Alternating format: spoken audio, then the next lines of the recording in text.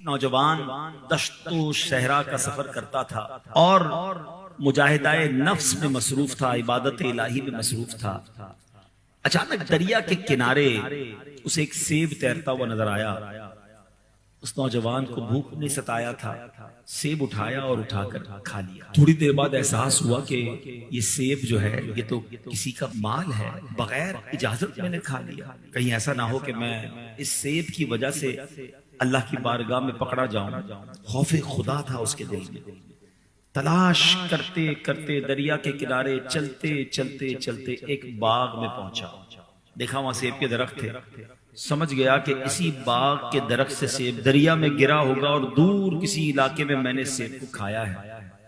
باغ کے مالک کے پاس پہنچے، یہ گئے ان کے پاس اور جا کر کہا کہ حضور میں آپ کے باغ کا ایک حق، ایک سیب میں نے کھا لیا ہے، اللہ کے لیے مجھے معاف کر دیں۔ تو باغ کے مالک نے کہا ایسے تو معاف نہیں کروں گا۔ سمجھ گئے تھے کہ بندہ بڑا کمال کا ہے، اس کو اور امتحان میں ڈالنا چاہیے۔ اور انہوں نے کہا کہ تمہیں میری مزدوری کرنی ہوگی، باغ کی رکھوالی کرنی ہوگی 12 سال تک۔ 12 سال ایک سیب کے لیے؟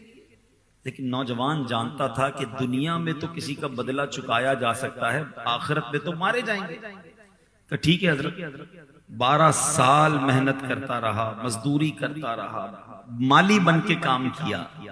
آفٹر 12 ایئرز، 12 سال کے بعد کا حضرت اب تو معاف کر دیں، کہ نہیں ایک اور بھی کام کرنا ہوگا۔ میری ایک بیٹی ہے، اس کے اندر 4 عیب ہیں۔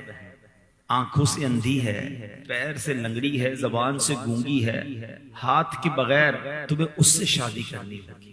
نوجوان کہتا ہے پھر تو معاف کر دیں گے۔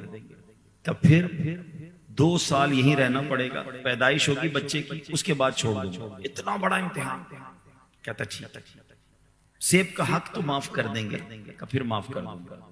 شادی ہوتی ہے، نکاح ہوتا ہے۔ یہ نوجوان اپنے جب شادی کے کمرے میں جاتا ہے تو گھبرا جاتا ہے کہ کہا تو یہ گیا تھا کہ اندھی، لنگڑی، لولی، بہری، مگر یہ تو آنکھ بھی سلامت، کان بھی سلامت، زبان بھی سلامت، پرفیکٹ، خوبصورت دوشیزہ۔ نوجوان کہتا حضور لگتا ہے غلطی ہو گئی، آپ نے نکاح تو پڑھایا تھا، یہ تو اندر کوئی اور عورت ہے۔ کہا بیٹا یہی میری بیٹی ہے۔ اب وہ بزرگ مسکرائے، کہ جب تم پہلی بار آئے تھے نا میرے پاس سیب کا حق بخشوانے، مجھے اسی وقت احساس تو ہو گیا تھا کہ تم بڑے نیک ہو، خوف خدا والے ہو، مگر تمہارا ایک اور امتحان لیا۔ 12 سال تک تم اللہ کی رضا کے لیے میرے پاس کام کرتے رہے، جب میں نے جان لیا نا تو پھر میں نے تمہیں اپنی بیٹی سے رشتہ کروایا ہے۔ سنو میری بیٹی لنگڑی نہیں ہے، اس لیے لنگڑی کہا تھا کہ وہ بے پردہ کبھی اپنے گھر سے باہر چلی ہی نہیں۔ اندھی نہیں ہے، اس لیے اندھی کہا تھا کہ اس کی آنکھوں نے کبھی حرام دیکھا ہی نہیں ہے۔ میری بچی جو ہے وہ بہری نہیں ہے، اس لیے بہری کہا تھا کہ حرام سنا نہیں ہے۔ بغیر ہاتھ والی نہیں، اپنے ہاتھوں سے کبھی اس نے حرام کام کیا ہی نہیں ہے، اس لیے میں نے یہ سب باتیں کہی تھی۔ بڑی نیک پارسا میری بیٹی ہے، تیرے جیسے ہی مجھے نیک نوجوان کی ضرورت تھی۔ جا زندگی گزار، اپنی زندگی کے حسین دن ہے وہ اپنی زوجہ کے ساتھ گزارو۔ اب میرے پیارے اسلامی بھائیوں ذرا سوچئے گا، عورت کتنی نیک ہے، لڑکا کیسا ہے جو ایک سیب کا حق بخشوانے اتنی محنت کر رہا ہے۔ دونوں نیک اور پارسا ملتے ہیں تو آپ کو پتہ ہے ان کے یہاں اولاد کون پیدا ہوتی ہے؟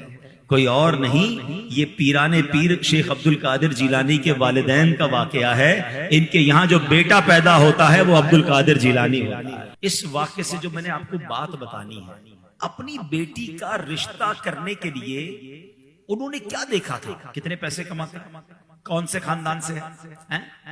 نہیں، یہ دیکھا تھا یہ اللہ والا ہے، یہ خوف خدا والا ہے، یہ رب کو راضی کرنے والا ہے، یہ رب کو راضی کرے گا، رب اس کو اور میری بچی کو بھی راضی کر دے گا۔